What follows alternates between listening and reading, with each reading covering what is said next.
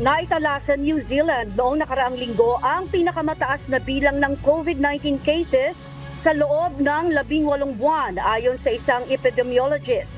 Ito ay matapos na maitala ang nasa mahigit 6,000 at 100 mga kaso ng COVID-19 at 19 na pagkasawi mula sa nasabing virus. Ito ang humahataw na balita ni Early Briones. Hataw Balita ngayon! Nasa 6,146 COVID-19 cases ang naitala sa bansang New Zealand noong nakaraang linggo at 19 na pagkasawi naman ang naiulat kaugnay ng nasabing virus.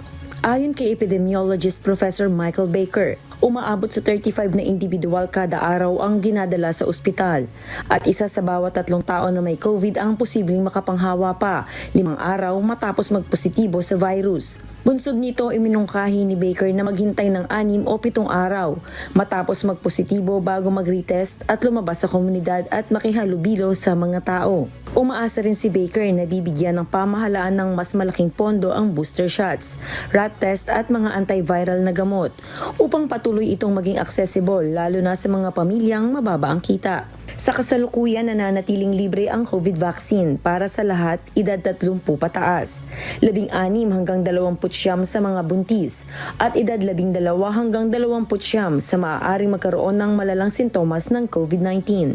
Inirekomenda naman ng Tepha Taora na magpabakuna ang mga nasa edad 65 pataas, Maori at Pacifica, edad 65 pataas at sa mga residente sa aged care facilities. Early Briones, humahataw sa balita ngayon.